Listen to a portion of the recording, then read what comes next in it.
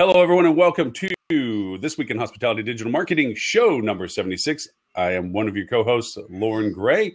With me is all my other fun co-hosts, minus Mr. Tim, but we have Mr. Robert Cole from Rockcheetah, Mr. Edward St. Ange from Flip2, and we have Miss Holly Zoba with Signature Worldwide. Hi, everybody. Hi. It's good to know that you're giving equal treatment by not doing the ladies first on your announcement. I was going to, but I started saying Mr. before I said Mrs. And knowing the editorial caliber of the people on the show, they would quickly point out that I was going gender wrong. Considering Holly fact checks everything and she's live, that's important. Yeah, so I had to go do it that way. This show is going to be fun because we want to make sure we cover some of the exciting stuff going on with HSMAI's Digital Marketing Conference coming up in February. And with us to cover that is none other than the chairperson of HSMAI's Digital Council, Miss Holly Zoba. So she is the one that's going to guide us through the process of what's new and exciting and coming up. And Mr. Robert Cole, I believe you're also on the subcommittee of that, so you can play color commentary if anything gets missed. Okay, Holly will do the play-by-play. I will provide the color commentary. That's great.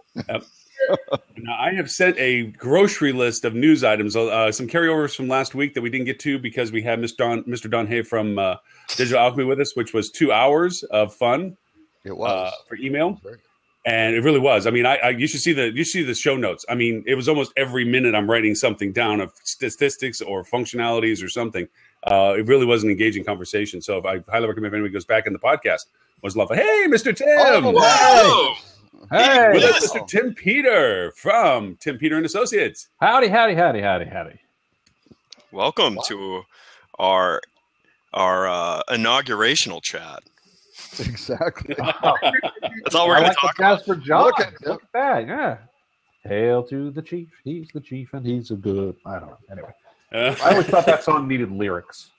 You missed Mr. Robert Cole's video entrance. He was underneath of a blanket somewhere deep in the basement of a hotel. Talking about how afraid he was. My survivalist bunker.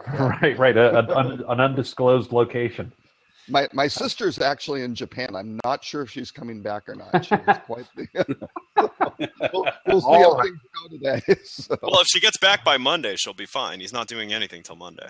I don't know. Actually, she was born in Japan, so I think she may be just kind of, covering her bases just in case. All right. So moving off of politics and on to the show. Meanwhile, back on Friday. So what we'd like to do to get started with is, of course, the main beginning point of all this, and that is to kind of get some excitement related to the upcoming HSMAI's Digital Marketing Conference. Topically, go through some of the agenda items and so forward. And I'm really, at this point, I'd just love to turn over the first, however long it's going to be talked about, with Holly and Robert to discuss a little bit of some of the planning that went into it, some of the reasons why some of the topics were maybe brought up, or how the agenda was put together, and some of the highlights of what you think the agenda is really going to bring to people that are in attendance to it. So I thought it might be a good idea not only to talk about the conference, but also to talk a little bit about what's going on around the conference. There's a ton of events. And the reason I want to do that is in 2 weeks, we're going to have another guest on the show, Dan Waxman from our council. And he is going to talk a little more about some of the subjects. Am I echoing? It was me. Oh. So Dan is great. Dan is great, by the way. For anybody who doesn't know Dan is a brilliant guy. Outrigger Hotels, former Ascendant guy, going way back. Wicked smart. And he gets to live in Hawaii. So, there are worse gigs. But super nice guy, super smart guy, and a real friend of HSMAI all the way around. Yeah, no, great guy. I worked with him in the Ascendant days, and really, really smart guy. Oh, I didn't know that. It's such a small. 2 degrees of separation. Yeah, exactly. Exactly. It is a good starting place. I really kind of thought we should talk about HSMAI's Digital Marketing Council because we all know very well what it is, but I don't know that the rest of the universe knows what it is, and it's really cool. It's really kind of remarkable. When I was a hotelier, I didn't really participate very much. in HSMAI. Of course, that was in the 90s, but it existed. But I didn't really participate very much, and it's a regret that I have because it's an amazing resource. I only became involved with this Digital Marketing Council about 4 or 5 years ago, due entirely to Lauren Gray. Not quite sure I'll ever forgive, because he had the idea initially that we should create some sort of certification around digital marketing for hoteliers. And so, given that I'm in the education world, HSMAI brought me in to help get this thing done. And so I've been involved ever since, and it's kind of amazing. So first of all, we have this council, and it's made up of, as Tim said, Dan Waxman is an example of somebody on our council. It's made up of exceptionally bright people, present company excluded, only me. We also have Lauren and Robert, both on the council. So we have 2 council guys here. So she stands by the present company excluded comment, I think. But this council is made up of a combination of suppliers and hotel folks. And the hotel folks are people like the head of digital for Hilton, Marriott, and IHG. We have all 3 of those guys there. Best Western digital guys there. I'm looking at the list here. We have interstate hotels represented. We have 3 or 4 large hotel management companies, and then we have suppliers. We have Sean Auckland, who sits on our council with Google, who is a phenomenal source of information, but also another really, really bright guy. So once a month, this group gets together on the phone and talks about various issues, and I feel incredibly fortunate to be on those calls, listening to people's thoughts about this really rapidly changing environment that we all live in. Everybody brings a different perspective. Sometimes there's fighting, sometimes there's not. And it's just the coolest thing. It really is. It's astounding that all of these people are donating their time. And this year, somehow I ended up being the chairperson. And one of the things, we have a retreat once a year where we all get together and spend the day working, much to Robert Cole's dismay, who tried to have a coup because he felt like I was making people work too hard. But we come once a year together, and I sent out a survey in advance because I wanted to know why these people volunteered all this time to this association. Like, what do they want to get out of it? I assumed it was going to be self-serving a little bit. And to some extent, people wanted to be a part of this so they could hear what's going on with their peers and other leaders. But by and large, this was people feeling like they wanted to give back to the industry that has really been good to them for a lot of years. And that's certainly why I have continued to stay involved. I mean, it's a blast. It's fun. I learn stuff every day. But also, I really feel like I love the hospitality industry. It's been good to me, and it's a way of giving back. And so one of the things that this council does is puts on this annual conference that's coming up February the 22nd in freezing New York City. Which I wish we could do it someplace. Tim's warmer. Like, what are you talking about? This is talking about it. It's beautiful. This is why Holly's, he's washing. This is why Holly's. Yeah, this is why Holly's in education and not technically in marketing. Beautiful, exciting Holly, New York City. Tell the destination first. Yes, it's in the Marriott Marquis, Times Square, the crossroads of the universe. It's fantastic. Modern day Rome. Plus, enjoy spending time rubbing shoulders with 24 million of your nearest and dearest friends. And the crisp, cool weather of the Northeast. Lights in your wallet as you walk by. Some bumps into you. Try to figure out on your watch and your wallet. Exactly. Try to figure out which is the real Elmo. So I was just thinking how awful it was that you guys were so quiet, and now I'm regretting that thought. While I was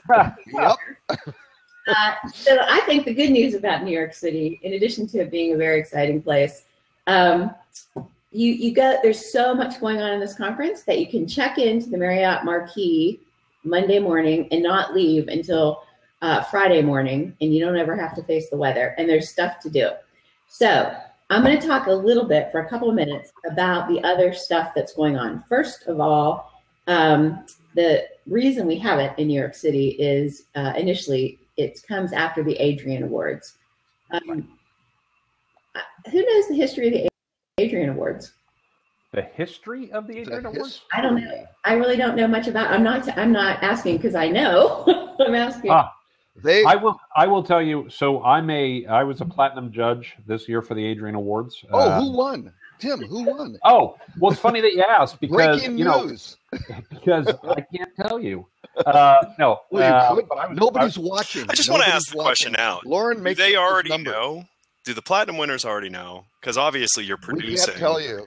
You know what? Honestly, I don't know the answer to that. I don't get involved in the logistics of that. I just get in a room with some other folks, and we look at the materials, and we come back with our thoughts and the like. As far as I know, not until 2 weeks before is notifications done, so travel arrangements can be made. I think it's 2 weeks.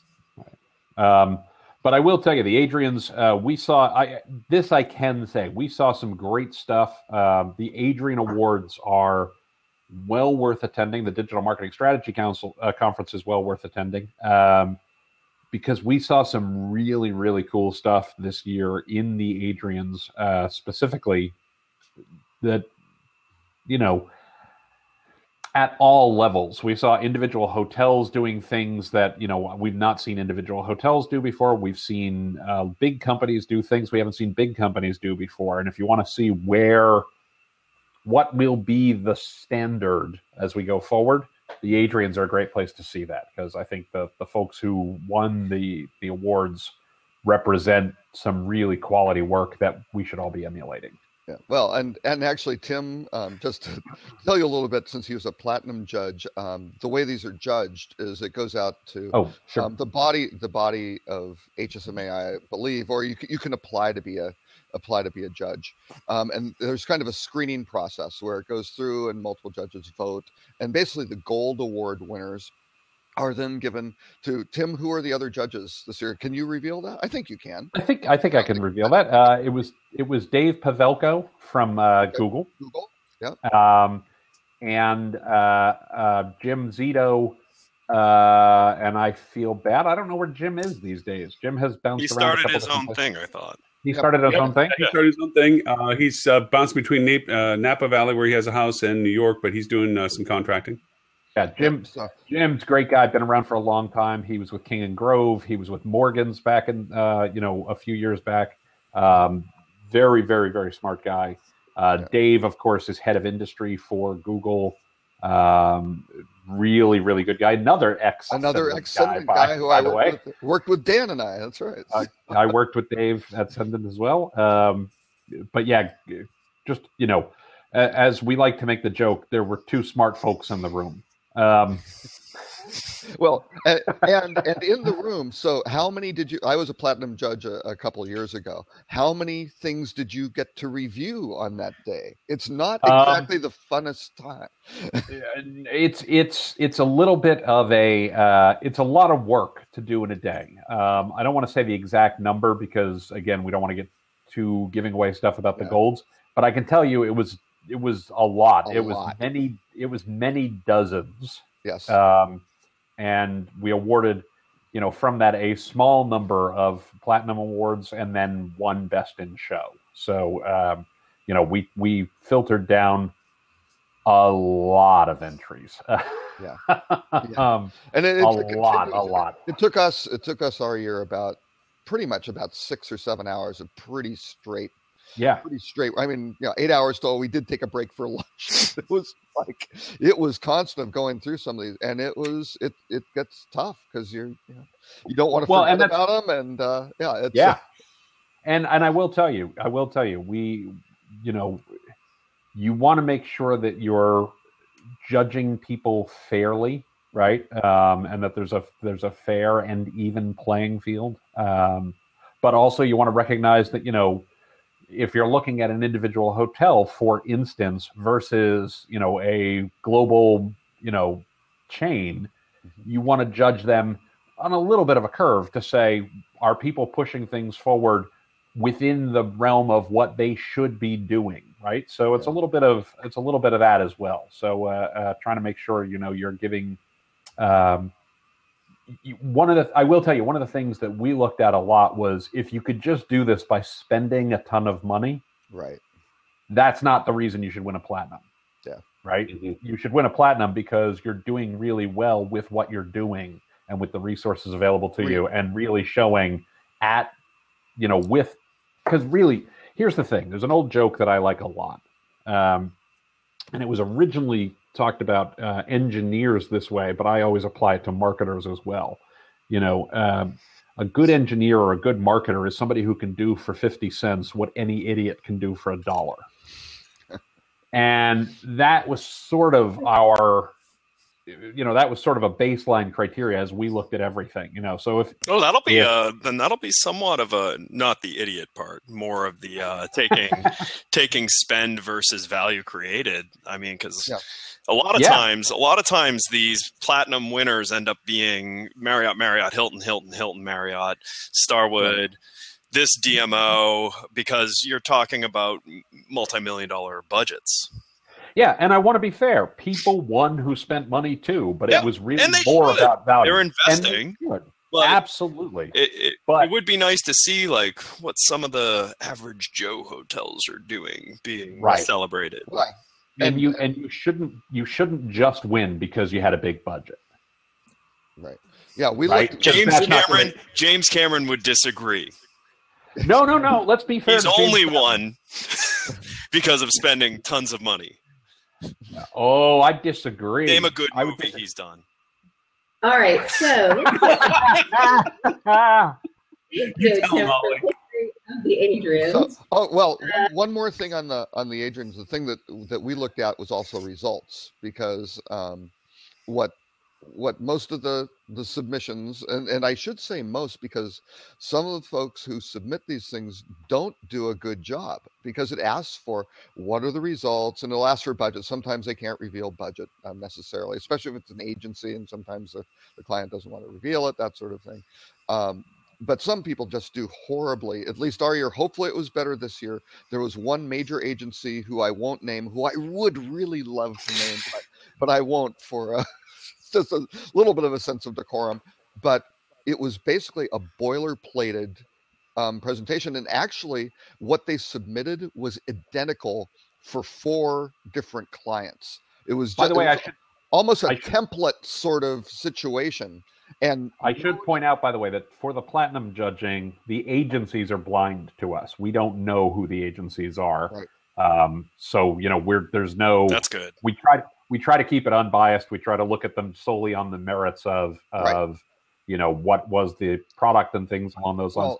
Occasionally it's not as blind as you'd like, but generally speaking, it's completely blind. We really didn't know who the agencies were in most cases. Right. Actually, we did the same thing until we saw like 4 or 5 of these that were basically like cut and paste for what the objectives were. And you're sitting there going, we kind of went, wait a second, because it was pretty good, but it was like, what the hell is this? It's my favorite question to ask the winners who are touting that they won like 17 Adrians, and it's like, yeah, how many did you apply for?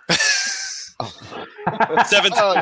There's a little bit of that. How many? Well, this was a very, very lazy. Actually, it was a website development type thing, and it was just really, really horrible. So we had to go figure that out, and we didn't really know who it was. I found out later. That's why I was going to call him out. But somebody paid for the template, and 3 or 4 other guys wound up just kind of getting the same. The same thing. So, by the way, I'm going to get on a soapbox just for a second, and this is just for one quick second. This is not in my capacity as somebody who judged the Platinum Awards. It actually is irrelevant to that. It was that, last year in 2016, there were a couple of agencies out there, a couple of marketing firms out there who talked a lot about, sign up with us and we're going to win you awards. Oh, and it drove me nuts. Yeah. Because awards should recognize the fact that you've done really great work and stuff. But anybody who's doing marketing for your hotel, for your travel company, etc., What they should be doing for you Booking is driving your business. Yes, not winning themselves awards. Yes. Not winning awards necessarily. It's great that awards should follow, but awards should follow because they're doing a great job of helping market your property or market your hotels or market your resorts or things along those lines. But it furthers something disturbing we've all seen in the industry, where a lot of times you see a lot of things going on, and you just know that the person who paid for that lost sight of what the purpose of all of this is. Oh yeah. Well, look at the hotel website that we all looked at here. Yeah. That was, and I will absolutely call them out. It was a Booking Suite product, and I actually think Booking Suite is a pretty good offering, generally speaking. This specific hotel website was a pile of steaming dog poo and should never have been released into the wild. I don't think, really, Tim. Seriously, Tim. It was not steam. It was not steaming. Well, it was not even. It was not even. It was petrified. I'm typing something and I typed steaming. Okay, that's not good. So anyway, the Adrians. But the point is, it should not be about winning awards. Awards are great. You should go to the Adrians because you will see stuff that's really great and see where people are pushing the envelope and pushing things forward. And delivering great marketing great results at a good value, and the food is good, and the company is great, etc. But with that, I want to turn it back over to Holly because we interrupted her. And actually, the 1 year, the year that I judged the winner, since Tim won't poor Holly any breaking news. The winner, the best of show was actually Intercontinental, who had their iPad app, which was kind of nice, but they used it to have, I can't remember what they called it. It was the concierge introductions to the destinations.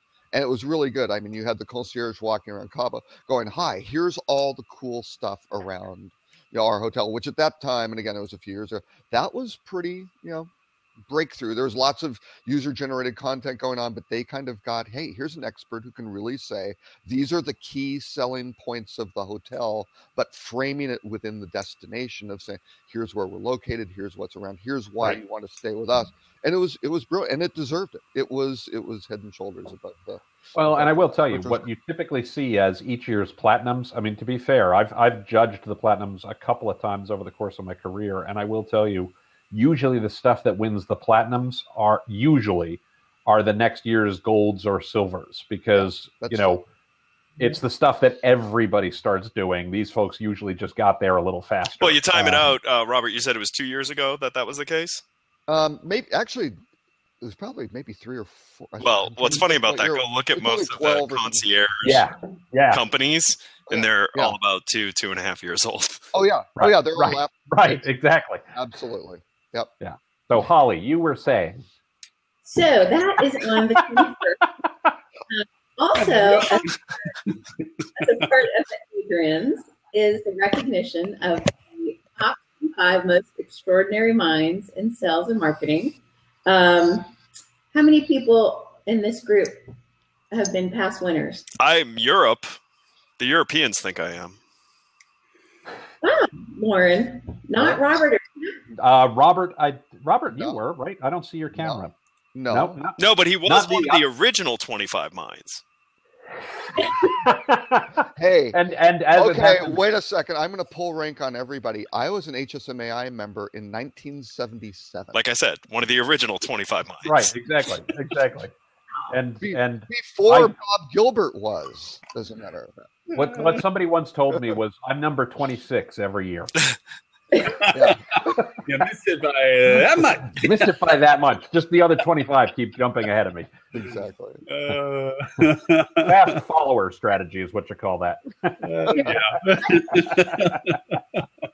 top 25 I'm easily in the top 3,000. Is that like the Forbes thing? The top 1,000, the top 500? Right.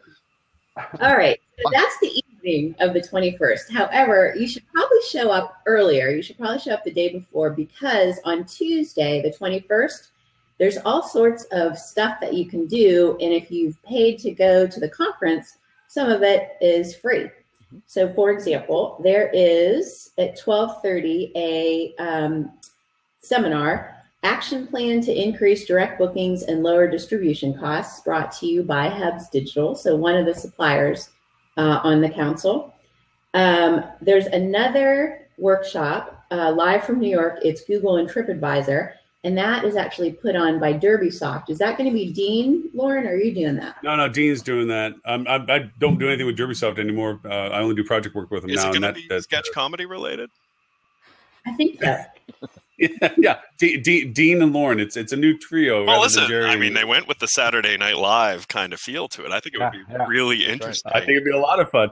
Actually, I think there's Google's presenting and TripAdvisor's presenting. In addition to Derbysoft, yeah. They, oddly enough, they are having Donald Trump appear playing Alec Baldwin. Oh. I like it. Anyway. I can't even do a good Donald Trump impression, so I'm not even going to try. And then Derbysoft is going to put on a second workshop, Successful Meta Search Marketing Campaigns, which is a hot topic right now. People want to know more. And so that is free. If you're signed up for conference, come a day early, go to that. There's another Derbysoft workshop after that. So these are all only about half an hour. Yeah, these are half an hour, 45 minutes. Dynamic data marketing. So you can look at how real-time data is going to impact marketing efforts in 2017, which including channels such as Facebook, WeChat, programmatic, and remarketing advertisements. So it's content that everybody really ought to know about. Cool. Okay, so one thing, if you're attending these and going to the Adrian Awards that night, that last session may be a little bit late, because at least for the gentlemen who have to tie their bow ties for their tuxedos, that can take a while. So for those who don't have enough practice at it, so you might not, if you aren't good at the bow tie thing, you might want to skip that last one. Tim normally needs a 2-hour run at it. Well, again, top 26.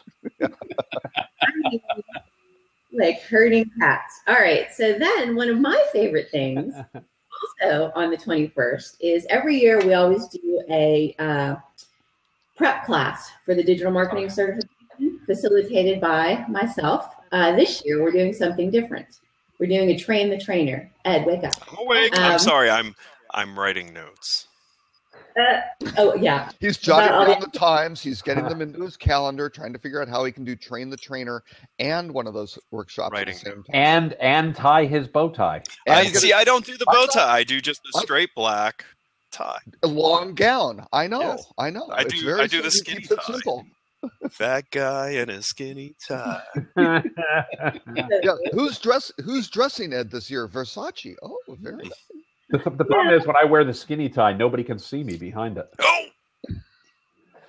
Anyway, Holly, you were saying. So train the trainer. It's going to be kind of cool. It's actually 4 hours, and a lot of people, the whole digital marketing certification is very self-driven. It's designed to be, you can read the study guide, you can watch the videos, you can take the test. However, some learners like to be in a classroom environment. And what I've always liked about the class is not only are you learning the stuff that's in the certification, but we always use it as a kind of best practice discussion. So the participants always talk about, okay, this is how I have actually used email marketing. This is how I've used paid advertising. And so the conversation usually in the class is as interesting, I think, as the actual content. This year, we're taking a slightly different approach. Right now, I'm really the only one who facilitates this prep class. And so it's a little bit limiting. And so I'm training people who are interested in delivering this prep class. So you'll get some training tips in general, but also how to train this material. And so, and then once you're certified, you can then go out and do for your own organization, getting everybody ready to take the CH. Nice. Yeah. So, yeah, I think it's going to be a good class. And then finally, from 10 until 4:30. And you need to register for it, correct? You do need to register, and that one's going to cost you. I think it's $199 because they do like $20,000 to. Came in $1 under my budget. It's fantastic. Well, and you do get lunch at the Marriott Marquis, which will normally cost you $250. So exactly. So I actually get a deal. So the benefit of lunch. But if you take this class and then you want to teach it to your organization, We also provide you with the materials, the handouts, the PowerPoint. It's a good program. The other thing that's going on at the same time that I'm actually bummed because I went last year and it's fantastic is the resort best practice roundtable. So you have resort operators from all over the country getting together with a fairly hefty agenda talking about exactly what it is that they can do to grow their business. Did you have a comment, Tim? And that just cool. We're losing Holly. We're losing you though. You're slowly disappearing. I didn't know if you were going to Jack in the Box us like do. Wait, I can walk down the stairs. It wasn't happening a little bit earlier while nothing. So resort best practices is also a registration one. I know that that is a fee associated with it because there is lunch as well. I'm not sure free lunch. Yeah, I'm not sure if the fee for that.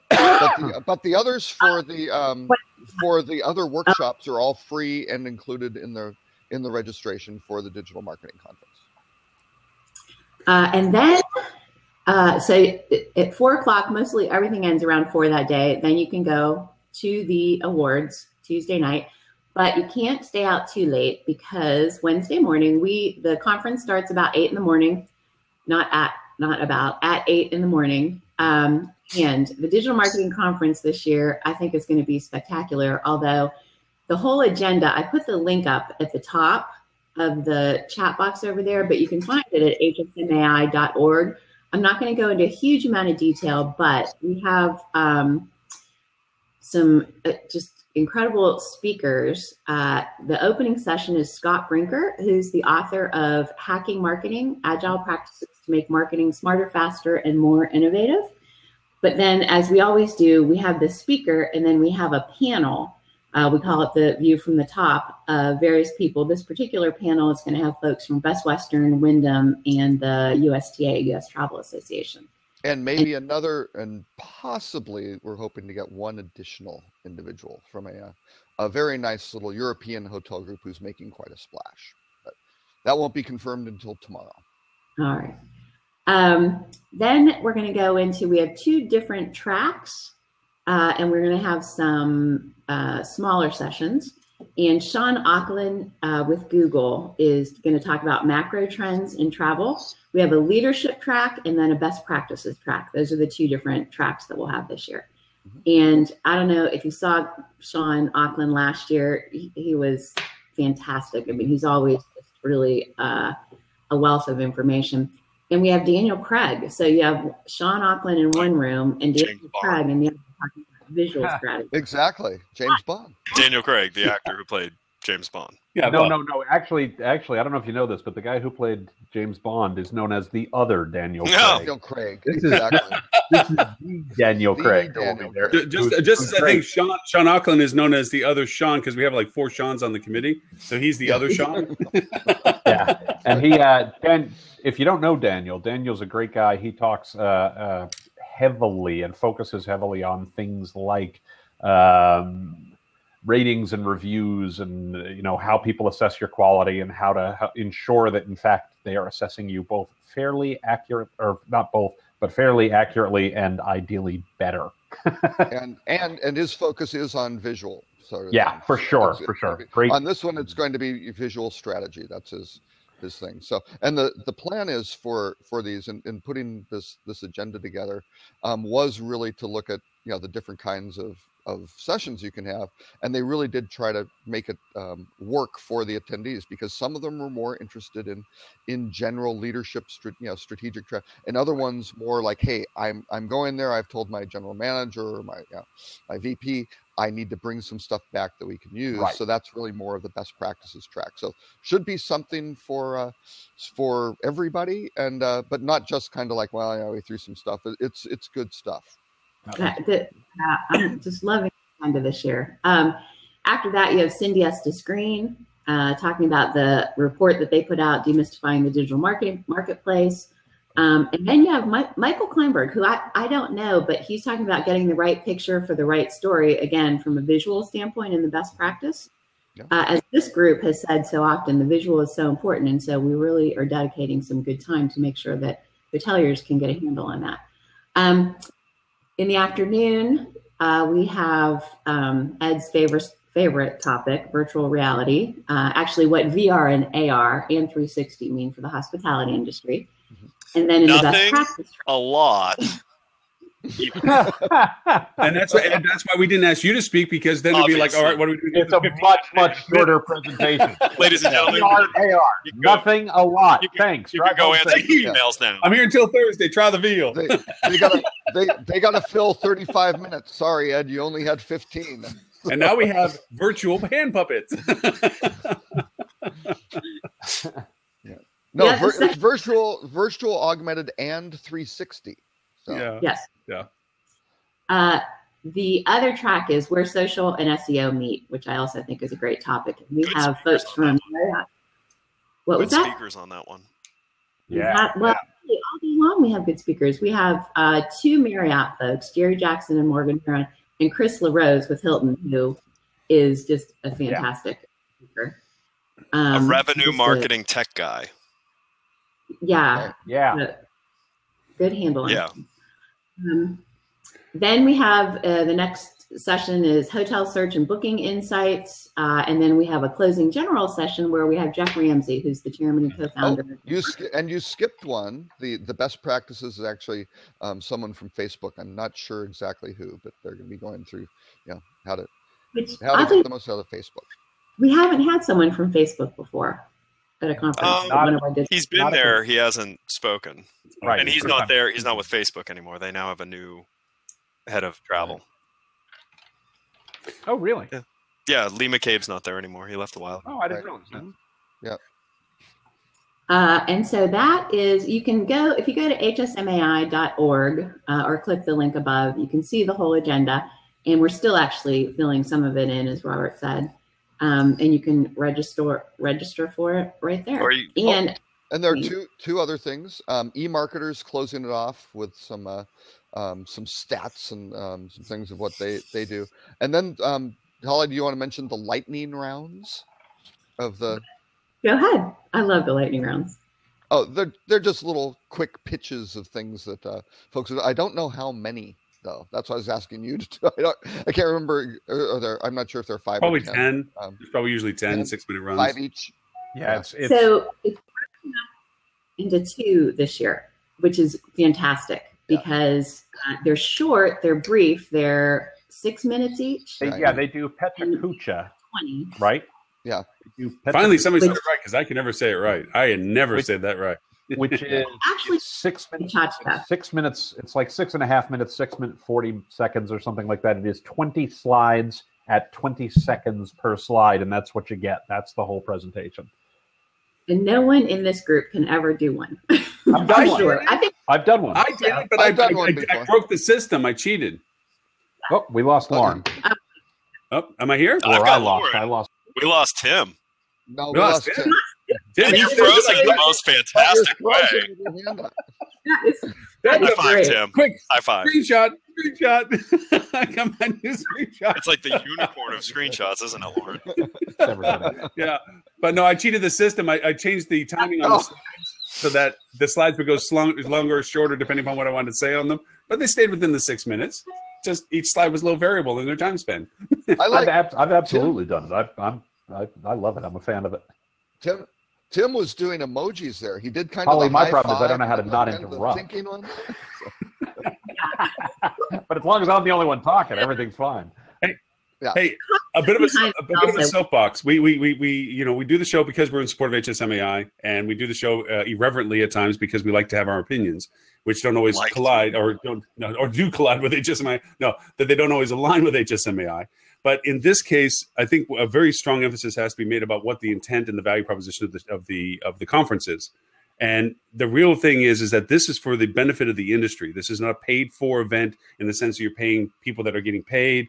It's not an event that's a monetization model. It is a nonprofit organization that's trying to bring the best of breed to market in the benefit of the industry. So what you end up getting is a lot better dialogue with the networking, with the physicalities of talking to people, because everybody's in the mood of wanting to share maybe they have limitations, of course, because of what they do, but they're wanting to share because they want the industry to improve. So you get a whole different dialogue at this conference than you do at other conferences. Other conferences, it's really people are paid and getting paid, and it's about who to find and how to build business. Yeah, you can find business here. It's not the point. The idea is that if there's a community feeling that you're sharing information to better everybody. And so because of that, you get a lot more candor, a little bit more truth to statements, a little bit more depth of answers to things that just I've never seen it shown in other conferences. Because again, it goes back to being a nonprofit looking to benefit the industry. That's the intent and purpose of this whole thing. So the people that are speaking are doing this in a way that the size of it also makes it, I think, the best event that HSMAI does. Yeah. I think Rock has gotten too big, and I think it's lost some of its impact because of it. I think if Rock was this size, it would have the same amount of impact. But I definitely think this is the best event. If you're going to do an HSMAI event, this is the best one because you're going to get to actually speak to the people who are on stage and ask them questions. The people who do come out for this, you don't see it pretty much any other events. So that makes it really special. Plus, you get to play with the elevators at the Marriott Marquis. Yes, just that alone. Ed, I want to put Ed on the spot for a minute because we were having a discussion about HEDNA, I think it was 7 months ago. And Ed, you articulated what I thought was a really great approach to conferences. And I think one of the things, one of the most valuable things about conferences generally is this is great content. These are great people. You are going to learn a lot from the people who are up on stage and the like. But a lot of the value in any conference are who are the other people in the room. And one of the things I always like about HSMAI digital marketing strategy is if you do digital strategy, if you do digital marketing, these are your peeps, man. This is your tribe, right? Yep. So, that's another great reason to attend and another great reason to be there because you get to talk to people who are living the same experiences you are and who understand the world you're in a lot. And Ed, you had a great thing you talked about prior to HEDNA. I don't know if you recall, but probably not. They probably just made it up on the fly. So, well, that's why I was doing a lot of build up to this. I'm actually doing a lot of build up. You're trying to jog my memory. Stall for time and jog your memory so that you have time to remember what you said, or at least make up something that sounds like what you said then. Almost as good. But if you would talk about that a little bit, just like you did back in June or thereabouts, and I'm now just filling space, so that you have. Why don't you just go ahead and tell us all what I said? Tell him what he said. Tell him what he wants, Tim. No. It was about who are the people you want to talk to while you're there? Who are the people you want to connect with? Who are the people who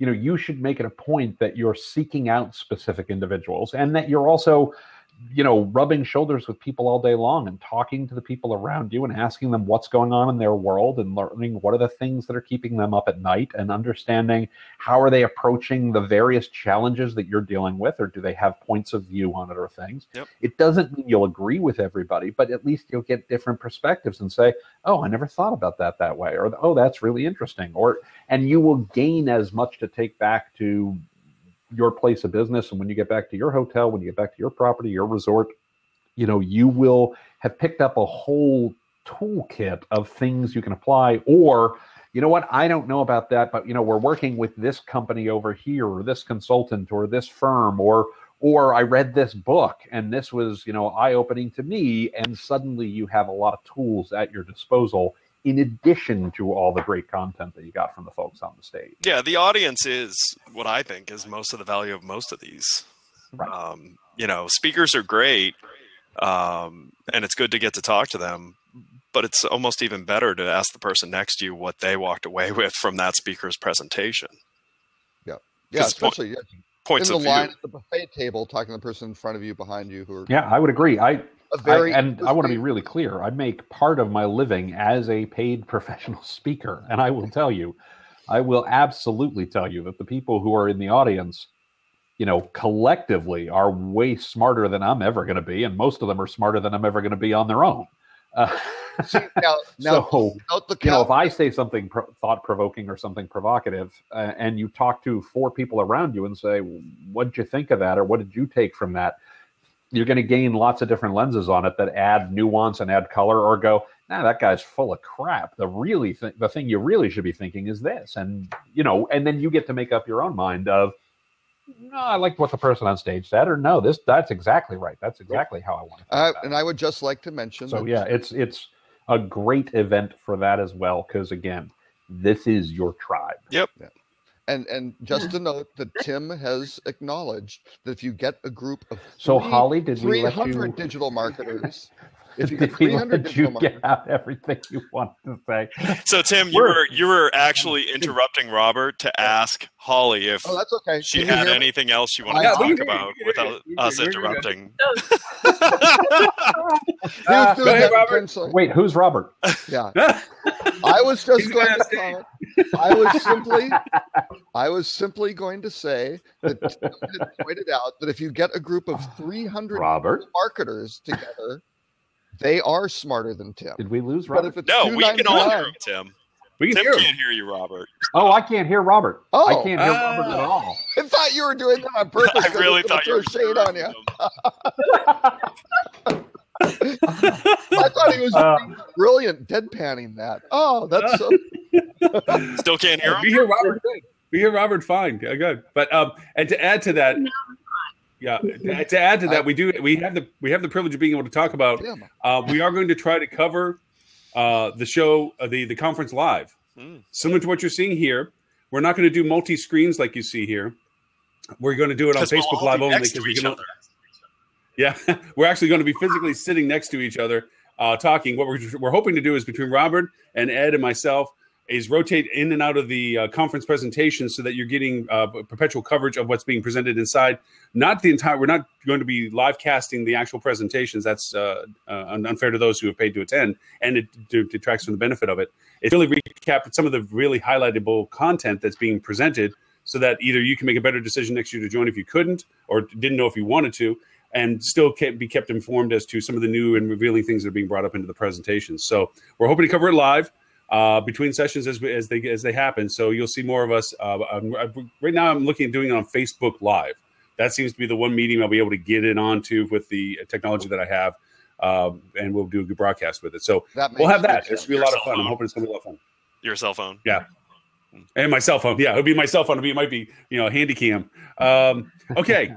Anything else we want to say about the conference? Sign up now, Holly. Thanks for stepping into the line of fire and putting it together this year. It's exhausting.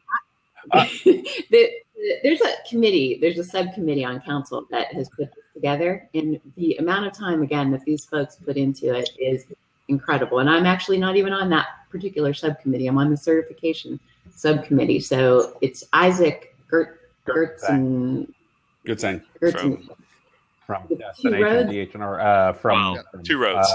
Two Roads. Two Roads now. Sorry. Two Roads, yes. That's a name, wasn't it? Two Roads. Let me add one more thing, just from a sales pitch perspective. The early rate is still available. The discounted registration. By now.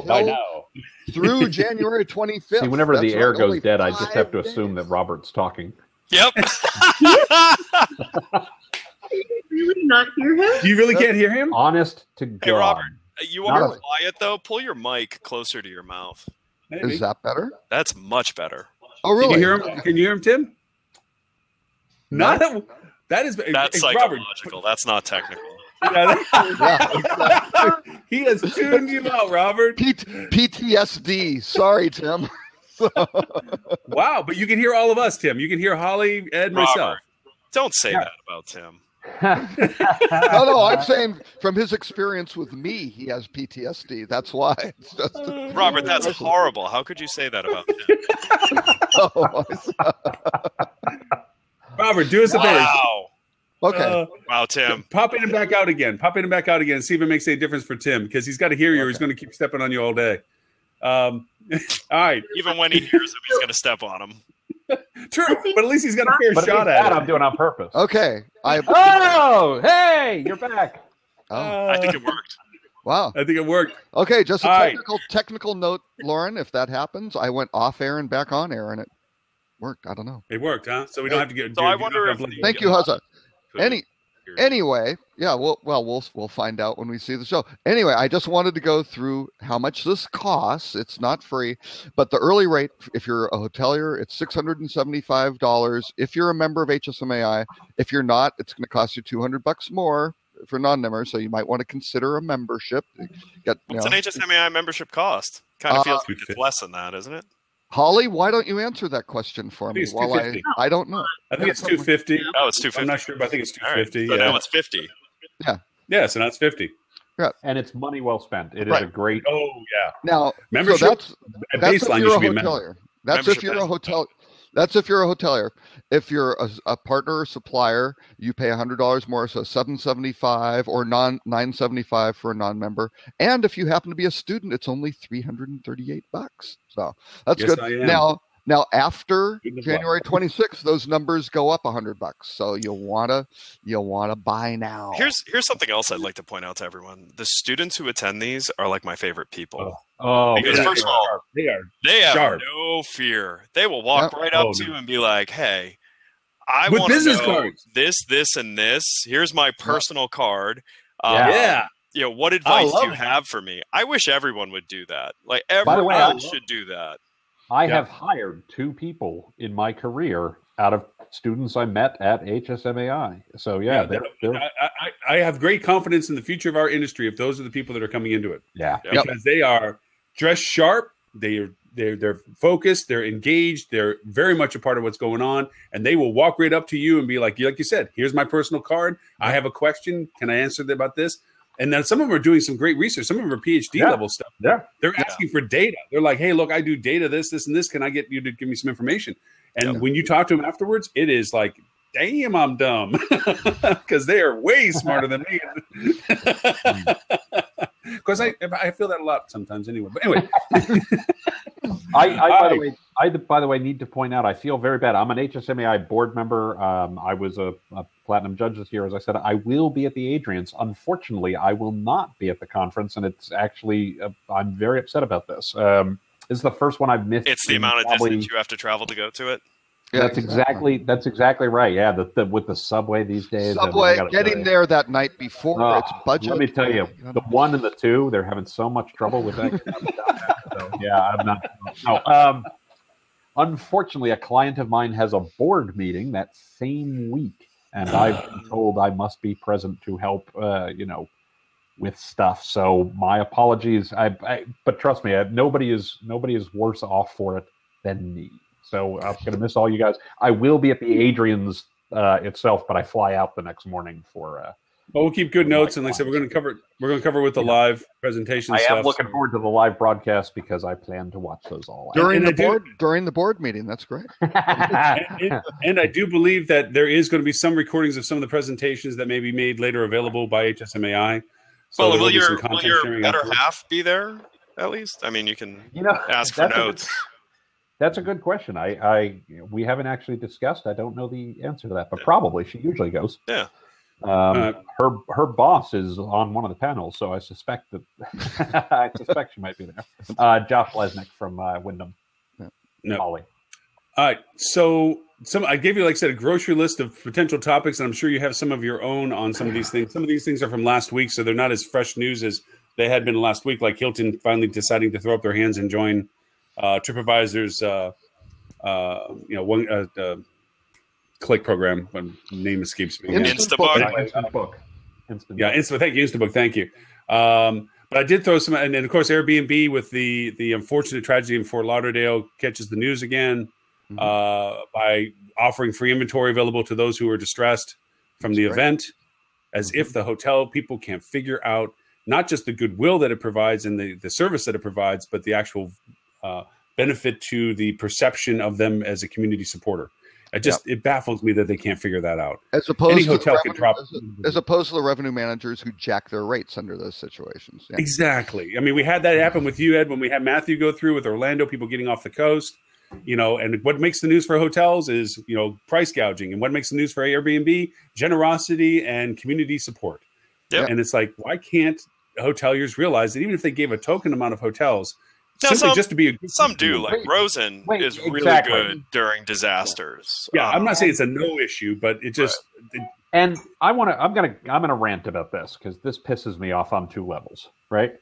First off, let's be fair. A lot of hotels do exactly the right thing here. What Airbnb is doing here, give them credit for sure. They're also doing a good job of getting that story in the media. Right. Absolutely. The other point is the media does a really good job of finding the stories of when individual hotels are morons or jerks or assholes and screwing people at times that they shouldn't be, and because it makes for good copy. And that is annoying as hell. So I would say if you're doing the right thing, make friends with your local reporters and your local press and folks like that so that, if you happen to mention you did a good thing, maybe you'll get some good press just the way I would add to that, Tim. That I think it's the CVB or the TDCs or the chambers for sure to coordinate these things and say, hey, hotel community, if ever we're faced with this situation as a emergency situation, are you willing to do this and so forth, and put into mechanisms in place that if it does happen, let them be the voice to connect out to the media. Absolutely. Oh, you know what? We're in support of. But so I'm not really blaming. I agree with you. I'm not blaming the individual hoteliers. Like 99% are doing the right thing and so forth. And media is chasing down that one story bit. And I don't blame the media for doing it either, because that behavior needs to be called out. I completely agree with that, Robert. You're absolutely right. Did anyone hear about what Expedia did during the hurricanes and stuff? I didn't. But didn't they price lock? Didn't they price lock everything? No, they actually helped all the areas move people and inventory. So that way, as the zones of safety started to happen, they had like troops of their employees helping coordinate moving people around the state. And the reason I bring it up is they didn't do it for publicity. Right. No, they did it because it's right. And no one heard of it because they only did it because it's right. Good for them. I completely agree. I absolutely agree. And I'll tell you, actually, just one story. When Hurricane Wilma hit Cancun, it was Category 5 hurricane, 52 hours. I mean, devastation. And hurricanes in Florida are bad, but nothing like this. Is it's like being in a blender sort of thing. Now, again, this was much earlier. This was 2000, 10 years ago, sort of thing. 2005. Yeah. At that time, the OTAs were all of them just ran and went, force majeure, we're out, not our deal. Now, I was with Mark Travel. LaMacchia probably won't appreciate me saying this, but Bill LaMacchia spent probably close to $1 million of his own money, getting planes, because we didn't own the planes. We wet leased those planes, finding crews, getting them down there, organized, because we had 3,000 passengers in destination. And let me tell you, between the destination management company, Lomas, whose employees had their own families without power and in a very bad situation, getting everybody transported from Cancun, which had no power at the airport, a damaged terminal, and contaminated fuel, getting them all out to Merida, and we got everybody out within really a couple of days, which was and we flew a guy in. That airport was gridlocked because they didn't know what they were doing. They had like 4 gates and 20 planes. Mm-hmm.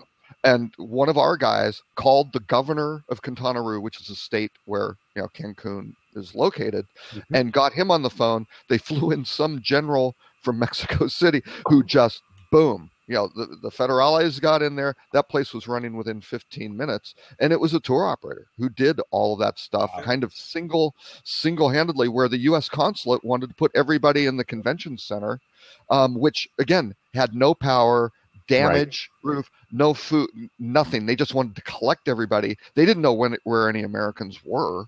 We knew where everybody was, regardless of their nationality. Got them the hell out there. So that was always the big rap on the OTAs was, you don't do anything. That's why you want to go with a reputable tour. And Apple Vacations did the same thing. They found some cowboys who would fly those planes into the Cancun airport and get them out. I mean, it was, more credit to them. But that's great to hear that the OTAs are stepping up and do it, because that is the right thing. It costs a lot of money. But boy, the goodwill I want to go with these guys because I can trust them when something goes bad is immeasurable. So kudos to Expedia for doing it. And if I can add one other quick thing, Lauren, you mentioned the CVBs.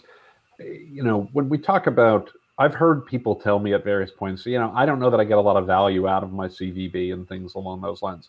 These are the kinds of things that CVBs are great for, and the CVBs where people are getting value, it's because the hotels are working together on things exactly like this. Well, Visit Florida worked with Expedia on that process, on that task force. Yeah. Right. Mm-hmm. And probably because Expedia is a participant, and also probably because the hotels themselves are saying, we need to be better coordinated on this kind of stuff. So that's really great. Yeah. Well, and they needed to move Pitbull. Oh, wait. Is it too soon?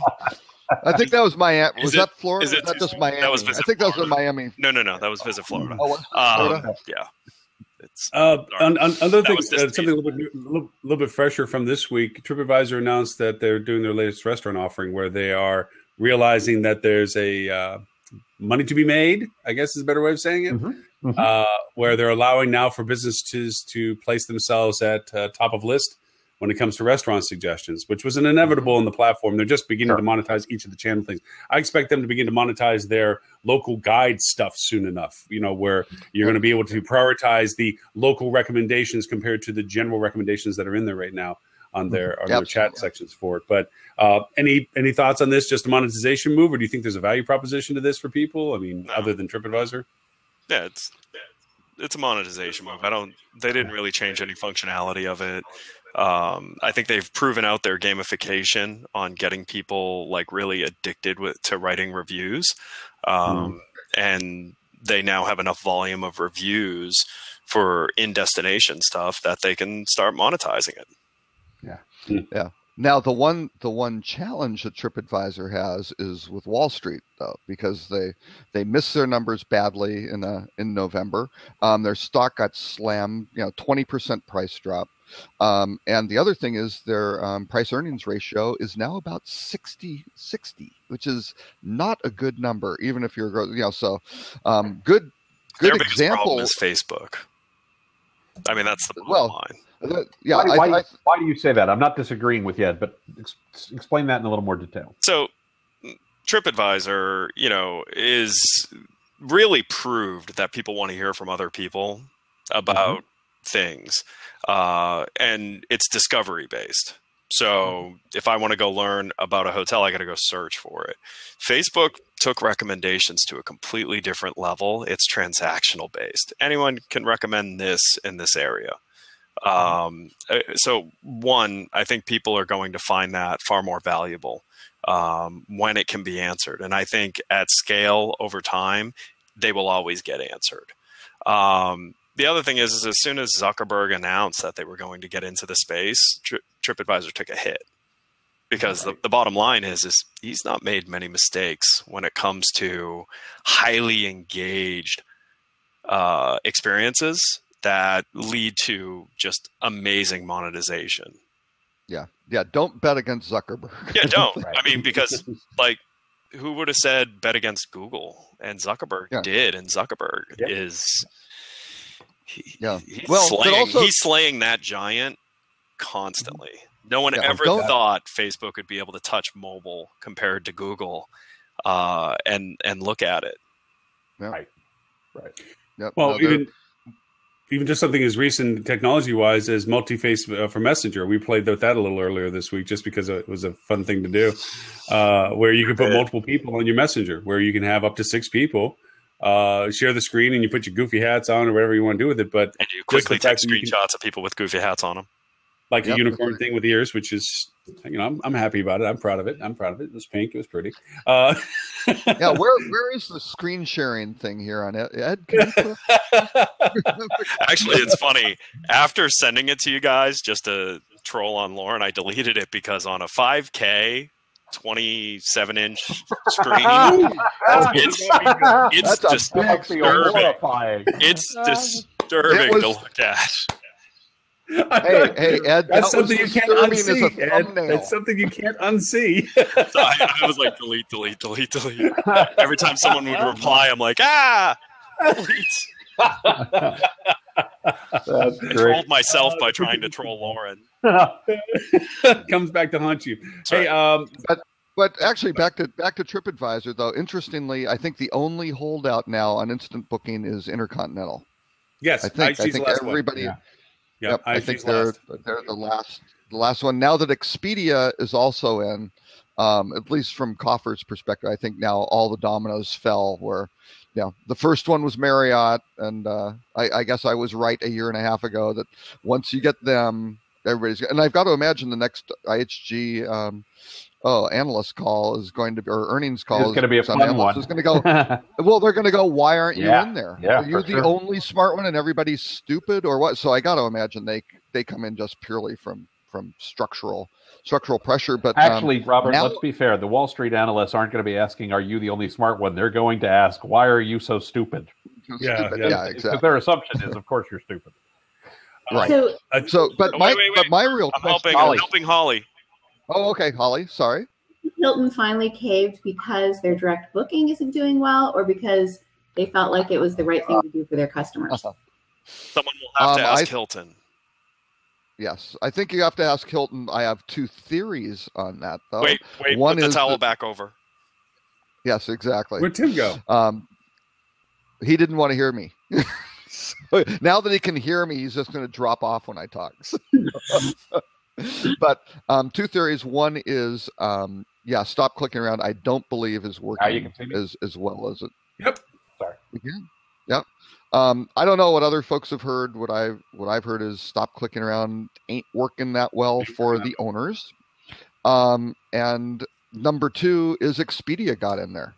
So it's kind of like, are you going to, really just cede that territory and that traffic to the other channel? It's like, no, better get in there. Yeah. And the general rationale that yes, you save a little bit, regardless of what you're paying, you're going to pay a little bit less. Now, again, I don't know the deal that was struck with Hilton, but my guess it would be 2 to 3 points less than what they're paying to Booking.com or Expedia. I heard the expression "a fire hose to a forest fire." The stop clicking around program because garden hose to a garden hose to a forest fire. A fire hose to a forest fire too is still it's still not going to do much. Fair point. Yeah. But it goes back to some of our earlier conversations of using the resources of what it generated. That membership requirement, thing.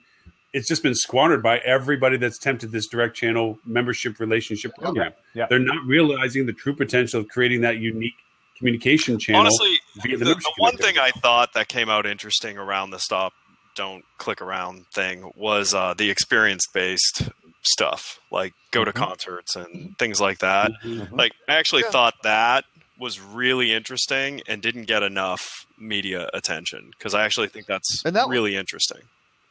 But that was happening before too. I mean, Starwood was certainly doing that. No, but I don't think Hilton was. What, a couple of... Oh no, that's true. Yeah, no, I think they copied. Yeah, I think they picked up from what Starwood was doing. But again, from the stats, from the Focusrite stats that I've seen, 20% of hotel frequent guests book through OTAs. And that was the problem, right? So the big issue I had with it, and the one that's impacting the owners, is that they're offering a discount to quote all of their basically corporate highest ranked, highest rated, most valuable clients to address a problem that is only 1/5 of them. Now that's part of it. The other half, I think, then wound up being, well, we're going to get more people to sign up. But I think that's what Lauren said, is the people that they've had sign up, they haven't been able to go really fully monetize and engage to go. Well, and the other challenge there was just research that came out, and Robert, you might be referencing this, but Peter O'Connor was talking about something the other day. Where did I see that? I'm going to have to see if I can pull that up. But Peter O'Connor on T-News. I think it's on T-News either today or yesterday. Or something like that. So Peter O'Connor basically pulled out some information that showed that the cost of loyalty programs for hotel owners has gone up tremendously in the last year or so. Here it is, right here. It's on TV. Here's part of the problem I saw with every brand's approach to this favored pricing for members is, first of all, they all lied. So when you go to the booking experience, it says that this is the absolute best rate you're going to get. And then you hit a button and AAA rate pops up and it's like 20% cheaper. Like, so was a small problem with that. Yeah. And every brand I caught that. Yeah. Okay. Then you still go through it. Like, there was no. I don't think the hotels were behind it as part of the problem. You know, I don't think the hotels are as mad at the OTAs as the brands are, quite honestly. And I think that was part of the problem is the brands didn't get the support that they maybe thought they were going to get. But I got to be honest with you, like every brand I found it because I wanted to go look like, really, are they giving the best rate? It's like, oh, within 10 seconds in most cases, I found a better rate than the be a member rate. Well, and then the free Wi-Fi thing, most of their hotels were giving free Wi-Fi anyways. They're just like saying it now that it's included with that. Yeah, color TV. Yeah. The other point though was they're saying discounts up to 10%, and in most cases the discounts were somewhere in the 2% range, right? So it was not a big thing that made the customers go, "Wow, that was great. Let's go do that again." And again, when you're trying to when you're trying to develop loyalty with your frequent guests and your best customers who are already using your mobile app, they're already coming direct to your website, and you're basing it on price, this is not loyalty. This is just... Do you want to know how you would get loyalty? Like, if you wanted to do a scheme to get loyalty, temporarily take your entire bottom of your loyalty program and temporarily upgrade them to the next level. Right. And let them experience what it is to be that level. One, you'll find out if that next level is actually compelling. And two, there will be an audience of them that become loyal to that level. And then do that once a year to every level. Let them get a taste of what's... I told you about the hotel down in Florida that starts you at the not the top, but the second top level just by signing up. And you want to maintain it so that your second year you don't go down and lose some of the benefits to it. But that's the game. That's like truly gamified loyalty. Right. Here's an ugly truth to the programs, and I'm not going to say that this is being done, but just think the math of what it would be to do this. Loyalty programs for branded hotels require a certain occupancy to get a certain value of the reward redemption rooms you bring into your hotel. Now, the reward redemption rooms are at a very low price until you reach certain occupancy thresholds, and then the value of those rooms redemption from corporate that has to pay, the brand has to pay for those rooms because you redeem them, goes up because your occupancy goes up. So technically speaking, you're losing more revenue if those rates don't go up. So one of the strategies that can be done is if you're close to the threshold of moving up to the next level of what your membership redemption room rates would be, to drop your rates that you're offering in market really low just to capture bottom level occupancy to bump you past that threshold. So now mathematically you made more dollars on the redeeming rooms than you lost on giving away a few handful of rooms at a low rate. And I'm not saying that, not giving it as a direct example, I'm saying that that's just math. Okay. Right. That's knowing your inventory so well and knowing your redemption program so well that you know that by giving away a few rooms at a really ridiculously low rate, bumping you into a different occupancy level will give you more money in your pocket because the redemption value goes up for your redeemed rooms from your brand. Holly's giving a scrunchy face. No. By the way, we learned this earlier in the week, Lauren. Holly's trying to figure out how to get this into the CHDM curriculum. That's not best practices. We're not saying anything. We're not endorsing anything. We're just saying that that's just math. What the original topic of this conversation was? I can TripAdvisor because I want to come back. All right. And actually, before you do, Kim's gonna leave.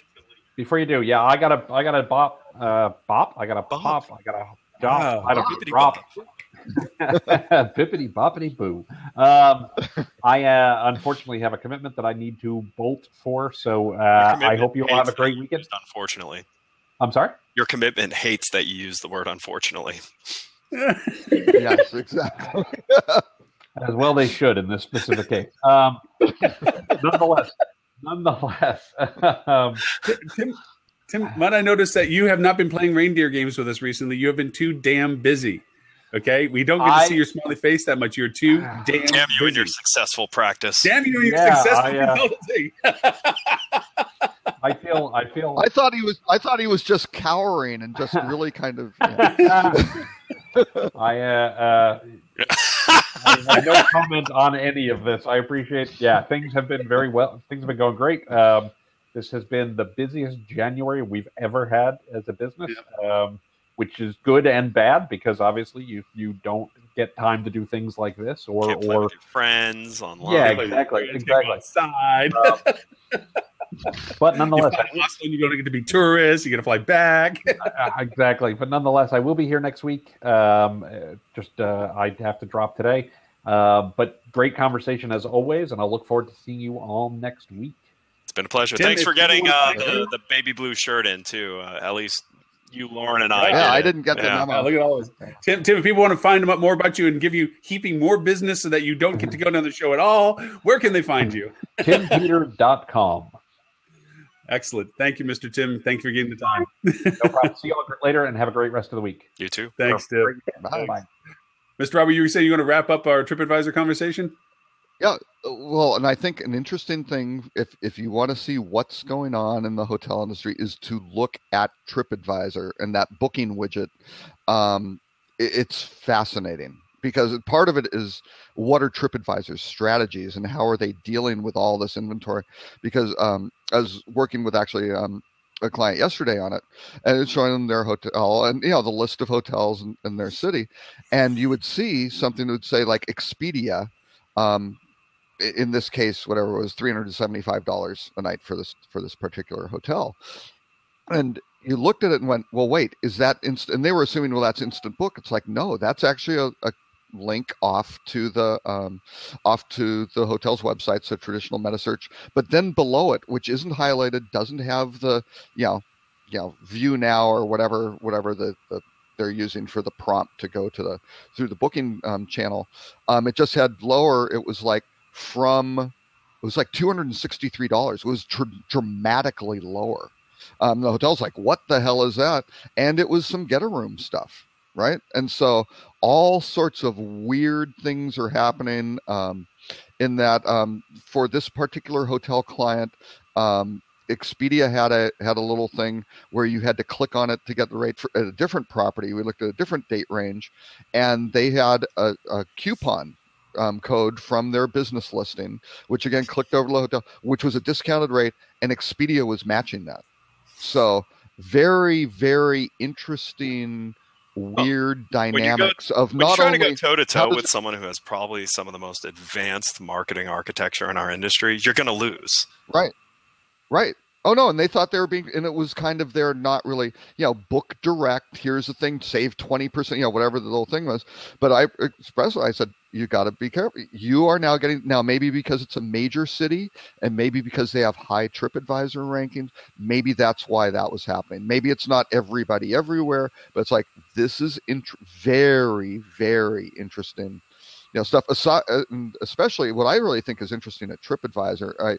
I assume that they are really gathering all this data, but they are in a very unique position to kind of see from a branding perspective, who do people prefer? Because they've got hotels.com versus Expedia versus Hotwire versus Booking and Price, all these different things that may, even when there's price equity, which ones do people click on, right? Not just the positioning and how their user interface is dealing with it, but what is really the branding of, do people prefer Marriott or Expedia? I don't know, but I'm thinking TripAdvisor might, which is almost the same advantage the OTAs have over the major hotel groups. I mean, Hilton kind of knows its customers pretty well, but they kind of know, they scan what's going on at Marriott and try to figure it out, but they don't really know. But Expedia knows, in terms of putting the stuff up of what are the dynamics by day of week, by market segment, by booking frequency, all that sort of stuff.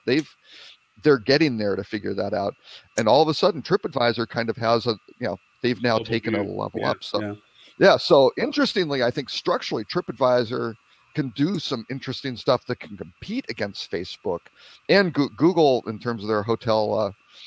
Or what was Hotel Finder, and now the problem they're going to have is they'll be able to compete on little things like that. They will lose the user experience.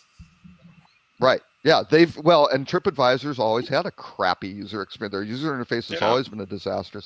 So my theory is they've got to put extra work in the user experience while they're getting all this data, and then figure out how they can make a drop dead gorgeous UI that works for. It's going to be so compelling that they're going to leave where they're interacting to go somewhere else to consume it. Yeah, that's why I said. No, and that's the metasearch problem. That's always their biggest problem is Facebook. Yeah, because that's the only environment that's really going to be inclusively walled garden for them to participate in and not have to step out from you, right? Yeah.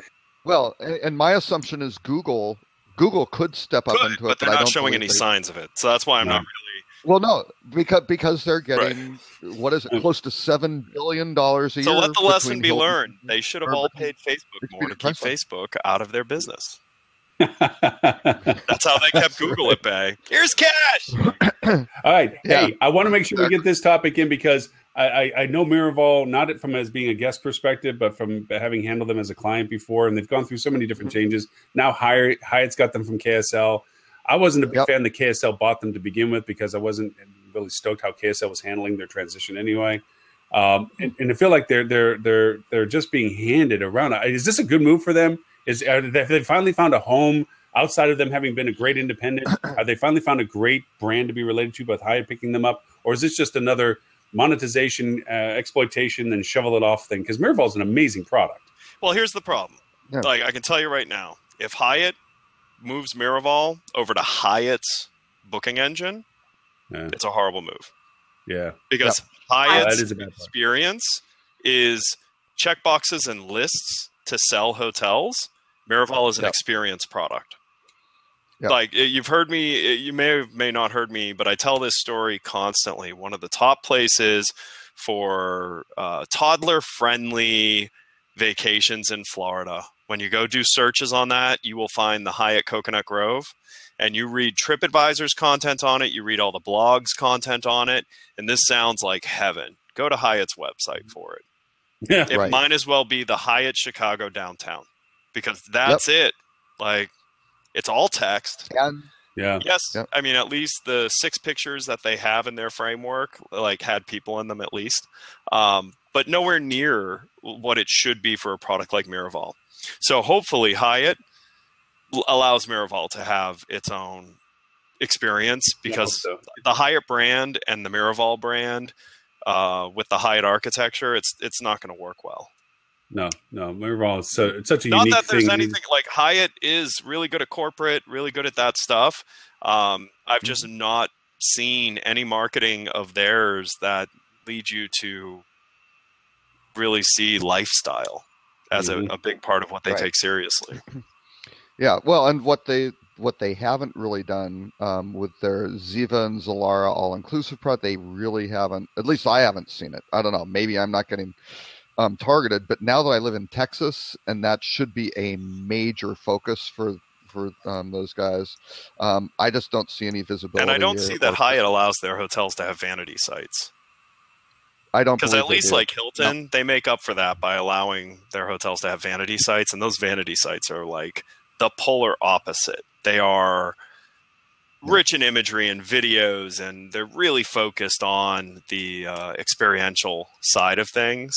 Right. You know, so that way you don't have to mess with the framework of what books high volumes, which, the basic information, 3-step booking process, like they don't want to mess with that because it converts well for them. But the bottom line is what they're not realizing is like, I didn't end up going to stay there, even though like reading the blogs and everything sounded so compelling. I didn't go and stay there because I didn't trust the blogs anymore, because those are all paid. Right. That's all paid content created. Yep. You go to the Hyatt site, like that's a golf resort that maybe dug a tunnel for like a lazy river and called it kid friendly. That's what their site makes it look like it could be. Right. I've now since heard it's an amazing property. But so think about Miraval and think about what Miraval is all about. They better not put Miraval into that booking process, or if they do, let them have their own branded sites. Right. Well, I would think they would not. Well, I don't know. With knowing the Hyatt, I don't think they would do that. Because that then sets a precedent for the other Hyatt owners to go, wait a second, you're letting them do it. Why don't we do it? And that's not a space where they want it. They want control of that because, again, it's the classic. If you don't allow those vanity sites, you get credit for the bookings because that's the only way they can come through. Same way it's always worked with GDS codes, right? There can only be one GDS code per property for that GDS, and you get all credit for it, regardless if they know about the brand, care about the brand, whatever. Boom, it gets thrown for credit to corporate. So there's what happens. I'm sorry, did you want to say something? Nope. Go ahead. I was going to say is that this is literally putting gas on fire. I put this article in for you, Mr. Ed, because it is audaciously crappy, and it's the one from Skift, which is a favorite of yours from time to time, called the 10 Hotel Trends That Will Shape Guest Experience in 2017. I would put the link up if I even thought it was worth the space on the screen. No, it's the same reason you don't want to comment on Facebook posts to tell people that the post is false, because by commenting on it, you're sharing it. Exactly. Yeah. Right. It is in this now set 2017, and because fake news seems to be the lead of things and so forth, we're talking about personalization to the extremism of creating a bubble, as you said, from conversations past. Echo chamber. Thank you. This is the epitome in my mind as an example of an article that is absolutely garbage. There is absolutely no reason for its existence. There is nothing tangible. Tell us what you really think, Lauren. and yet it is considered into our mainstream of sourcing for content for hospitality. And it is just regurgitated rhetoric that has no value purpose. Oh. What do you think, Mr. Ed? You took all my fun out of it. I was hoping you were going to be like, I was actually hoping you were like, man, I really liked that article. And I would have been like, oh, Lauren. How much do they pay you? Yeah, how much does Skip give you for money? Listen, this is, I feel this way. Like, this is the problem about a lot of the media coverage that the industry gets. Sometimes the writers don't even show up to understand what's going on. And so you get these crap articles, and this is one of those crap articles. I mean, and yes, please don't post the link. Holly, go look at it and read it. It'll be like watching SpongeBob, except without the entertainment. It'll leave you functioning at a lower brain pattern than you were going into. Well, as if we don't already lower it with you with us joining us on the show. Not that this show is the epitome of quality broadcasting, but at least we don't kid ourselves. We tell you that. Yeah, exactly. This is a show that's equally for us to talk and mess around with each other than it is for everyone who watches it. Everyone to watch it. Right. Hey, I don't often brag about podcasting, but my last podcast covering Don's show, I was really proud of.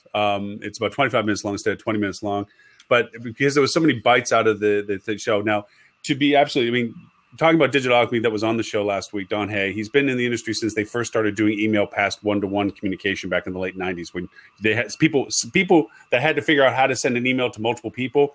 Don Hay was one of those people, and literally created some of the fundamentals that most of the industry uses to send out emails. He made some interesting statistical points out of that. He thought that email would be dead by 2005 because of its porous bullshit, that there's just so many things wrong with it. He pointed out that there's 1 billion pieces of spam per hour. I find that a staggering number. Like he meant just inside our industry, right? Yeah, just inside. Yeah. Just that there's that much garbage to it. He's talking about some interesting stats that I kind of echoed with him on previous things I had done was that over 60% of the emails that are used for personal use also get used for their Facebook accounts. So it's an incredibly excellent link for your custom audiences and lookalike audience development and so forth, because people tend to use the same email accounts. They don't use as many different email accounts as we would think for their own personal use when it comes to those kind of things, which I thought was an interesting one. And he came up with a neat number that the reason why I'm bringing all this up is because Ed, you weren't able to be on the show, and I thought it was a neat point. I know you always get the best people when I'm not on the show. Well, it's like Clark Kent and Superman, It's like Holly is the best person. I'm always on when Ed's here. You're a host, though. I mean, that's different. I'm talking about like guests. You're no longer a guest. You're too much a part of it. Yeah, you're too much a part of the scene. Matter of fact, you're a superhero in our animation recap. Right. So you're part of that now. But he made an interesting metric that I had not considered before, and it seems very common sense. But it was, how much money do you make per email sent? I thought that was an interesting metric because I never had quantified.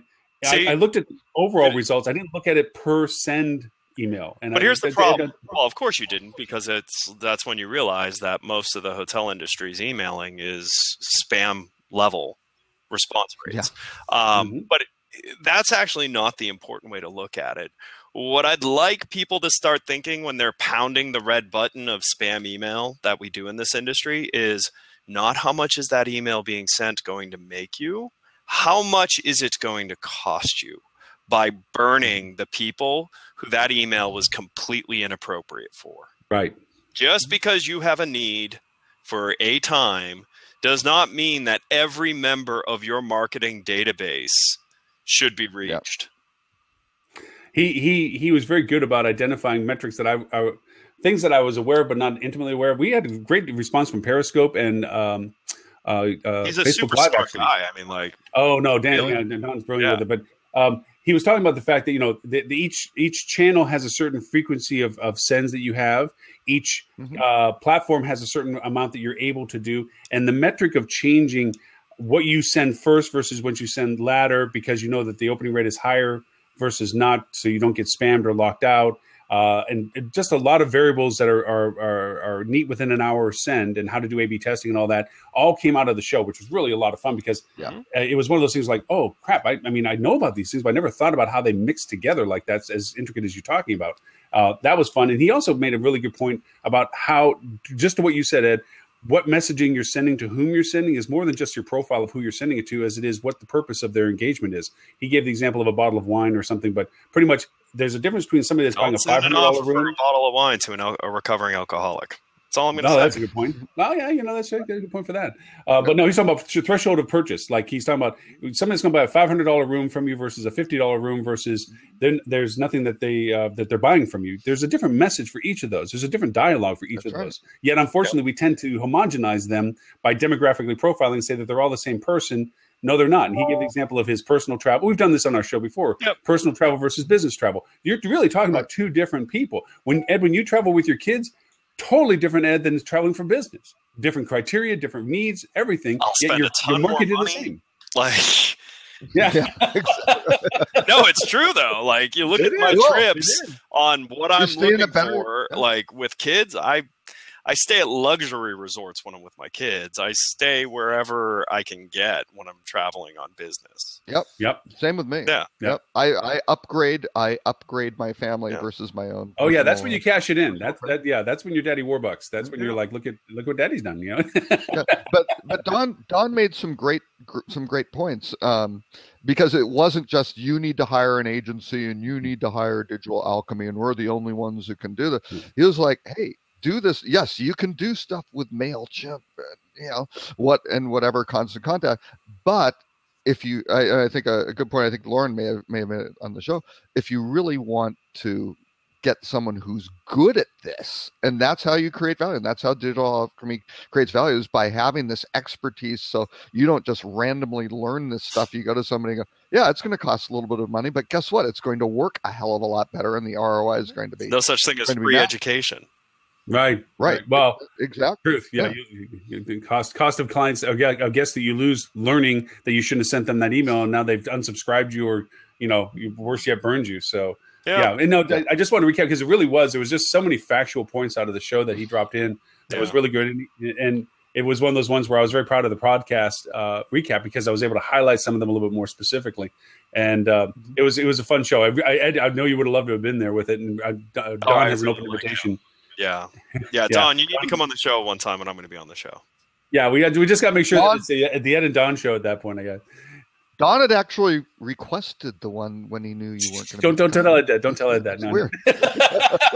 No, actually, Don is the one that's been my tech backup. He told me that the audio wasn't coming good on Facebook, so I killed Facebook's live feed because it was creating an echo. That's right. I'm just going to load up the video. It ran for about 10 minutes, and I shut it off. But he's on watching us on YouTube Live now instead.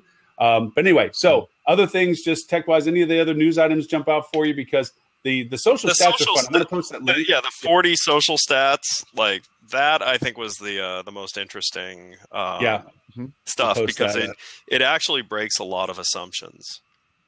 Yeah, that I think people have. You mean social shouldn't be your sole booking channel because it's free, Ed? Oh my God. I had no idea. It's not free. Nothing's free. No, the stats were kind of interesting from Twitter use and so forth, just how it's being engaged with. Social stats link. Okay. There's a link for everybody there as well. It's in the chat list, and it's also under the shared post link. I like WordStream. Their content strategy is on point. They put out some really high quality. I'm also noticing another feed is Social Code is coming out with some good stuff. Yeah, they have some good things that point through. One thing I might do, I'm just going to do it, is that we're going to. We always have our own little places we find our news, and unfortunately, I think people get hooked into the Skift routine. And T News, and maybe if that's they just go main those ones. There's a lot of other. I mean, HubSpot's great, WordStream's great, Hotel News Now, Hotel News, Content Standard. And then crap, that's another one reminds me. Anyway, but we should just put a list together and say, here, this is where we get our news. Yep. And I'll just post it up on a page link for it, and we'll share it with the listeners that hey, these are some links. My LinkedIn news feed. Your LinkedIn news feed, we might be a little self-helping, I can't. No. I'm saying that's actually where I catch a lot of this stuff before it's even written about because people post it on their LinkedIn. So I go through my news feed constantly. Really? And it's how I learn about stuff because then later that day it's in the distribution. Mm-hmm. So no, I didn't mean Flip2 or Ed's. I meant my personal one because of who I follow. Oh, okay. Okay. Well, I mean, LinkedIn is getting to be a really nice. You have to get through some of the clutter like anything. Some people post stuff. They're like, this isn't LinkedIn kind of content, but okay, fine. You want to unfollow them. That's all you do. Clean it. Yeah. But Ed, I think that's a very good point. The reason I winced is I don't go through my LinkedIn stuff a lot because I've got a lot of people I follow and things like that. And I really do kind of need to do a cleanup. But yeah, you have to really go kind of manage that and unfollow a lot. First thing I read every day is my LinkedIn news feed. That's great. Good. Holly, you were going to say something? You guys remember, I don't know, 15 years ago, there's a publication in print called Who's Mailing What? Are any of you guys old direct mail guys? God, I'm an old direct mail guy, but I don't remember Who's Mailing What. No. What it was, I thought one of the best data resource magazines, and I've never found anything like that today. It was a guy, I'm sure, in his basement who got on every mailing list, and he would track how frequently he got different direct mail pieces, and he would, the Wall Street Journal would send out 1,000 test direct mail, and it would just vary a little bit each day, and he would publish the results in this Who's Mailing What, and the concept was the companies that were repeating it, clearly these were the successful ones because they were making money off of it. And we don't have anything like that that I'm aware of in the digital world. There is who'smailingwhat.com. However, because I just queried it. Now, I don't know. It says your source for market intelligence in one easy-to-use searchable database. So I don't know if these guys just grabbed the URL and are doing something totally different, or if they're actually cataloging all this stuff. I'm not sure. There's one link that I came across that I don't know whether you guys have somebody that's called Statistica. It's a website that just I like that one. That's a fun one. I never had that one before. I've had that now for a few weeks. They have some neat statistic bars that come up. They've been around for a while. They basically just pull in data from other stuff that's kind of publicly available, and then they have a premium thing where I think some stuff is paid. But they've got some okay stuff in there. Yeah, there's some some stuff which some of the stuff isn't accurate because they do try to curate it, but you kind of have to be careful on this. And they do provide the sources and things like that. So my one word of caution with Statistica is look at the source of the data because sometimes people won't do that. Some really weird. That's fact checking. We have the only last fact checking in the universe, and that's Holly. Look at how angry everyone is at that new dog movie.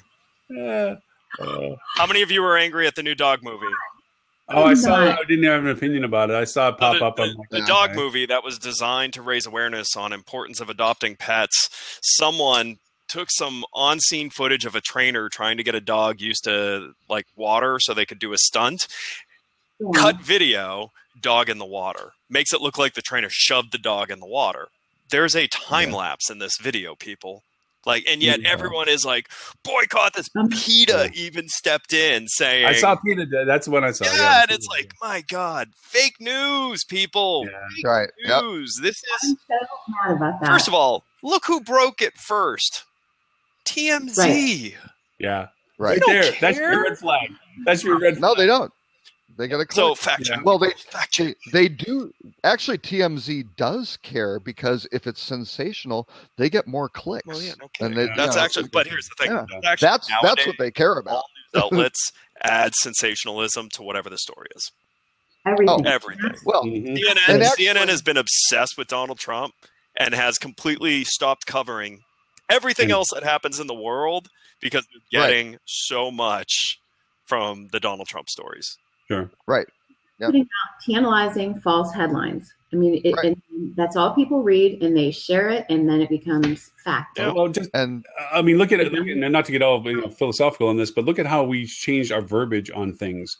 The extreme words of awesome or spectacular, or we overemphasize so much of our terminology because instead of saying, "Hey, that's good," oh, well, that means it's not anything. I mean, it has to be fantastic. It has to be mind blowing. I mean, it's an overemphasis of it's like, no, it's not mind blowing or I've never seen anything like it. I've seen lots of stuff like it. It looks great, but we can't say that anymore because then the person feels that it's not the extreme level of compliment or the extreme level of good.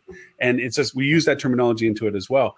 Well, it's two things. It's one going for the sensational fake type thing, and the other thing I think, Ed kind of called out or you guys called out on the Skift article. What is it? It's a top 10 annual predictions hitting a segment, and what's it mostly doing is linking back to other content that they've generated. So it's basically kind of a hub piece to go feed those other and build SEO value, right? I mean that's basically content written for search engines. Stop doing it. Write your content to benefit the reader. Yeah. Lauren, you had another article about mobile opt-in ads, and I was completely lost on that, Lauren. Oh, I clicked it up thinking we were going to get to be able to go to it, and we kept the conversation with TripAdvisor going. My bad. I popped it up. It was one of the early ones in there. It was showing that the preference for people to see ads within the mobile ad stream was opt-in better than would be to do trailer in video or trailer out video. It was you could choose to watch a commercial or watch an advertisement prior to getting the media content. That there's a 2-to-1 preference to that now, because it's like acknowledging the person saying, "Hey, look, I know if I watch your ad, I get to watch what I came here for. I'm willing to do that rather than be force-fed a video that I don't want to have anything to do with." Opt-in is always going to be preferred. Yeah, that's all. It was just a statistical. When the link to it, which I went up earlier, I can put it back up again. It was really just a reference to. I didn't realize that's what it was in reference to because I was like, what kind of opt-in mobile advertising is there? Like, I haven't opted into a single piece of advertising. Yeah, no. This is. But now I know what you mean. I grabbed it because I'm using more Google Survey stuff, and Google Survey is all inspired by people's participation to be able to get whatever it is reward-wise at the end, and I'm getting good value out of Google Survey use. And so I kind of chased down this article and I thought, this is a pretty interesting article because what it's basically saying is to see this video, watch this. But it's not forcing you to watch it as a pre-read or pre-roll or having to force you to watch it as a post-roll. It's saying, hey, to see this, click here or see this ad, display ad. Yeah, I see the ad. Thank you. And then you can get to see the content. So it's an opt-in requirement. And that's preferable as a means of presenting your ad compared to forcing them to watch your video. But if you say no, can you still see the content? No. Most of the times, huh? No. Well, see, I have it where most of the other times they'll let you go past it, but I've not seen a single case of that. Really? Because I've had it where they'll gray out, and you can still see it. It's not that they're making it easy for you, but I mean, I've had it where they've allowed you to. No, you're seeing the ad. That's not opt-in. That's you can skip this ad in 3, 2, 1. Like that's definitely not opt-in. No, that's not opt-in. Right. No, that's pre-roll. That's pre-roll. Yeah. Right. No, opt-in is watch this or see this and then go to the content that brought you here. That's well, and I think the headline on this is the study finds mobile, opt-in ads, but it looks like a lot of the stats were really talking about value exchange ads where you're getting points and things like that. Where I got lost. Yeah. So I'm not sure. I think the headline they put opt-in, but this is really more value exchange where, and value exchange ads have been around for a long time. But it's a classic. Yeah, you get whatever Wi-Fi or points or other. You get something. Something. Again, going back to the survey relationship. Yeah, credits for something. You do something, you get something. So if you do the survey, you get something. Oh, as a moment of point. That's the survey is working, and then there's. Go ahead. Well, that's Google. Yeah, that's Google surveys, right? No, that's what got me started on this article. Was that? Yeah. Yep. Yeah, so Google Surveys certainly does that, and you pay. I can't remember what the number is, for the survey, and you can segment the people, and you get it. Oh, the survey segmentation is freaking crazy off the chain. Problem is creating a survey that Google seems as relevant enough to give you a quote on, because it takes more. You have to have a certain audience size, but you can check demographics, geographics. Oh, it's amazing. I mean. And isolate out, because what I use it for is quantifying a market hypothesis where it's like, okay, this is our demographic profile of our guest at this XYZ hotel. Well, before we believe our own stink, let's do a survey and say that really is the people that are coming to this hotel. So let's do People hate when you recommend that, by the way. It's like where I go to if I'm disagreeing with someone. I'm like, why don't we do a survey? Yeah. Well, and actually, the reason I brought it up is that's almost the opposite, right? Because then a survey is serving as a gateway to the content, right? So it's kind of a odd paid content strategy as well. Yeah. So. Other last things, just to clean up some of the list of stuff we had. Google is changing how they're handling your ad tracking phone numbers. If you were doing phone number tracking for call conversions, now Google is only allowing the local phone number listed on your Google Business Manager account to be the one that's into your mobile feature. And that's a good thing. It's a good thing, but it's a bad thing.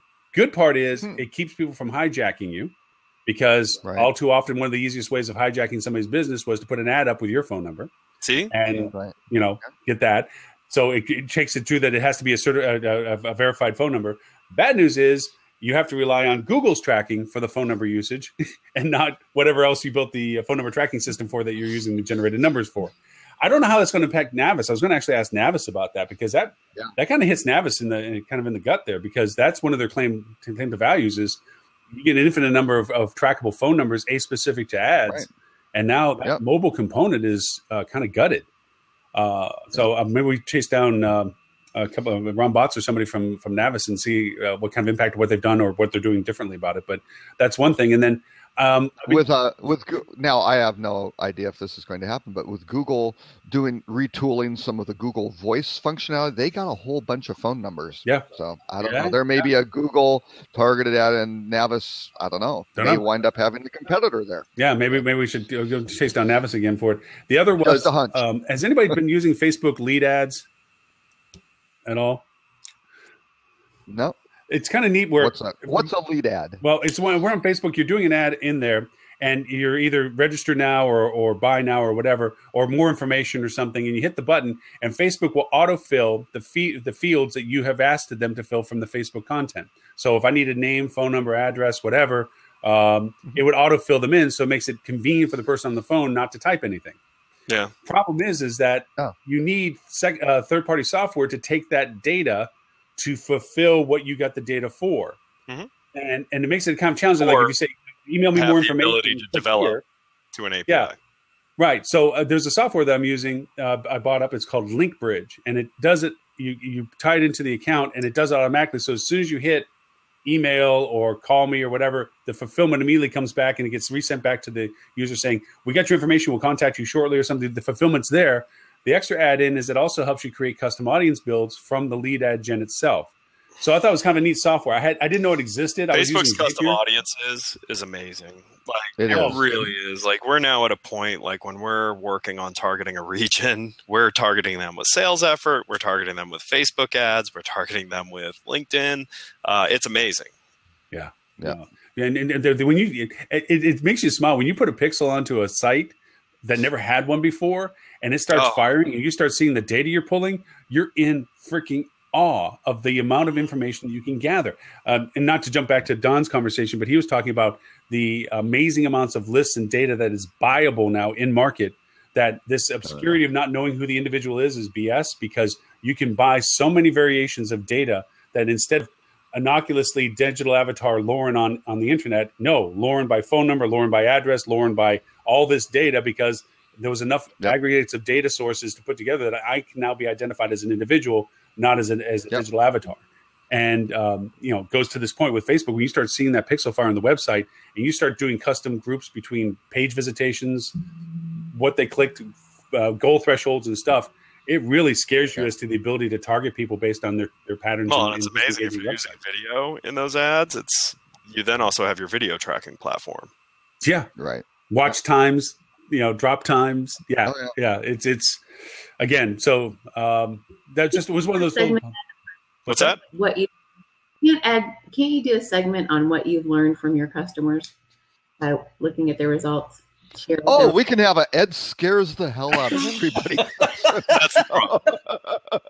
I know a lot, and I know too much in a lot of cases. And the problem is sharing what I think when I see a lot of these things would, put me in hot water with everyone. So instead, I developed tools that help limit some of these things. But that's an excellent point, though, because with this whole absence of privacy, a lot of it comes down to kind of the ethical grounding of the people who have access to this data and how it's used, right? Because you can do some really bad stuff with it, or you can use it for good, which is why Ed has the Avengers behind it. That's right. So, and not Suicide Squad. That's right. Tracking phone numbers. So in my world, we do mystery shopping, and sometimes clients hire us to listen to the calls through those numbers that are recorded, the Google ad numbers. Mm-hmm. And sometimes they don't call to ask for reservations. They call to speak to other guests, and they get transferred through. And so you're listening to a conversation between two people. Wow. So embarrassing. Wow. For them. For me, though, as I was listening, it was awful. Cringeworthy, I bet, at best. Yeah, I mean, listen, when you spend enough time behind the curtain, you kind of get desensitized to it. I mean, let's be honest. Like, the things that I know about architectures in this industry, like, it's horrible. Like, because don't forget what my last company was. Mm-hmm. I connected a lot of things together. Like, and there were many uncomfortable phone calls where I'm calling, a CIO of a major tech company saying, "Oh, by the way, we found a gaping security hole. Would you like my people to explain it to you?" Yeah. Why are you guys sending all this data down? This is not. Yeah. Yeah. Oh yeah. Yeah. There's a reason why Ed doesn't have echo on. Yes. I don't think you're PCI compliant. Just By the way, emailing credit cards. Oh, yeah. Don't email anything, and don't keep anything in your email that's private. Yeah. Because a lot of people forget your email is completely in the cloud. So when if you do accidentally do something to get phished and they get your access to your email, they've got it in seconds. And then they go searching for things like SSN or DL or CC, because they know chances are you have stored emails of tax returns or of things like that, and they instantly grab them and farm it out and sell it. Like, it's the first thing that happens in a phishing scam. I've learned that anytime you do password resets, anytime you do account activations or anything like that, I take all of that out as soon as I have it. And then I go through an app called Maelstrom.io, I think it is. And I got and encrypt all my deletes. If they're in the trash pile, I'll then encrypt the trash pile. So even if they do hack in, then they're getting encrypted trash, because I need to be able to decrypt it to get to it. But I mean, but then I was obsessed with popping mail, because at least when you're popping it, you're deleting it off the server. Yeah, you actually pull it down to your mail client. Mailbox, yeah. Oh, right. Oh, popping. I've been trying to upgrade all my securities to the point that this is how brilliant I was. I decided to change my password on my iPad. So much so that when I went to reset my iPad, I couldn't freaking remember what my pass was. So I'm sitting there with a dead iPad. You've been locked out for 30 minutes. You've been locked out for an hour. And I'm like, what the hell brilliant idea did I have to do that for? Just but that's I don't. But when you reset it, you can't do the fingerprint. You got to do the code in first, and then you do the fingerprint. And I couldn't remember the freaking code I made up for it. But that is a very important thing on these phishing schemes. I mean, and once they figure out your email or your password on whatever your Gmail account, then all of a sudden they go through and they look through and they go, "Oh, Citibank. Well, let's try that password." Reset. Yeah, and most people do that. So I've got a clever little. I wouldn't call it an algorithm, but I've got a clever little way to, because I never really trusted enough the ones who say, "Hey, we will go handle your passwords and it's in the locker." And because as soon as they get hacked, oh yeah, then you're totally screwed. Yeah. So I follow the J.K. Rowling from Harry Potter philosophy. Don't trust anything if you can't see where it keeps its brain. Right. So isn't it fascinating that while we've been talking for these last 4 to 5 hours, we have a new president? Yeah, I know. I was no. I think that's why we've been talking. I was trying to why we were talking for 4 or 5 hours is that we didn't have to have that reality, Holly. I know. I'm sorry, but really, it is sort of amazing. Like when we started this, we had one president, and now we have another. I have it on in the background, and so I just glanced over. Today is a no news day for me. I have no interest. Okay, now wait a second, Holly. Holly, what channel are you watching on? NBC. No, just curious. I'm actually I'm DVRing C-SPAN. I've started C-SPAN puts me to sleep. Oh yeah, for this I just don't want all the commentary, stuff like that. Let's see what. Well, actually, my team was laughing because evidently when Bob Dole came on, the commentator that they were listening to was like, "He looks great. Bob Dole looks great." Like the poor guy is obviously struggling to live. Yeah. So the commentator probably could have just skipped mentioning how he looked. Hey, something interesting though. This is weird. My understanding of the whole I mean, who cares about swearing in the oath? I'm wondering of the transition of the POTUS Twitter account. It's been moved. Now it's Obama has POTUS 44, and POTUS is now 14 million followers is now in the hands of Mr. Trump, who I guess that's a smaller network than he had. No, it's not though. POTUS now has 4.34 million followers, and I'm not following. And my understanding Twitter was the following to Obama. Me? Or did everyone just unfollow POTUS? Yeah. No. I was following POTUS, and I'm not following it now. Oh, does Twitter reset you? Are you following POTUS 44? Yeah, they weren't supposed to. No, they weren't. I'll have to look and see if. I bet you it's the Russians. Yeah, I don't know. But that was what was supposed to happen. Was yes, I am following POTUS 44. So they transferred. Yeah. Yep. So. Must have been a last-minute presidential order. I tell you one thing. That was a change from what they said was going to happen, though. What they said was, if you were following POTUS, you would keep following POTUS. Since when has Twitter done what they've said? Yeah. But anyway, they haven't. There have been no tweets on the POTUS account yet. I would love it if his first tweet was like, boom. Yeah. I actually have, honestly, guys, I have a huge sense of humor about this because he's not going to touch people's rights, like the fundamentals, because, he'll instantly be upheaved. So you got to have a sense of humor. Which rights? The core ones, like, your right to marry and things like that. I guarantee you it doesn't get touched. Yeah. Well, he's going to have some because once you give someone rights, it's one thing. Oh, yeah. To deny people rights that have always been denied. For some reason, the government has no problem with that. But taking away rights that people had, the government struggles with that. And the president can't do it himself. There are no. I mentioned to somebody. I thought that the one positive out of this entire process, and I'm not trying to be political about this, is this might actually activate the inert. The half of the people that didn't. Oh, it definitely should. By the way, anyone who's complaining about the situation we're in. It's so fun. Ask them. Did you vote? Yeah. And then go, wait, no. Did you vote for president? Oh, you didn't. I'm sorry. I can't hear you. Because guess what? I voted for president, and for the first time, I voted for a candidate that I hated, but I did it because I refused to not have my voice heard. That's right. Right. Yep. That's right. All true. So, all true. Well, we'll see. We're at the 2-hour mark. We covered a whole mess of stuff today. Thank you, Holly, again for going through and Robert going through the HSMI Digital Conference and some of the details and highlights of it. We'll keep referring to it as we go towards the date, which is February 22nd. Is the conference. February 21st is the Adrian Awards that evening.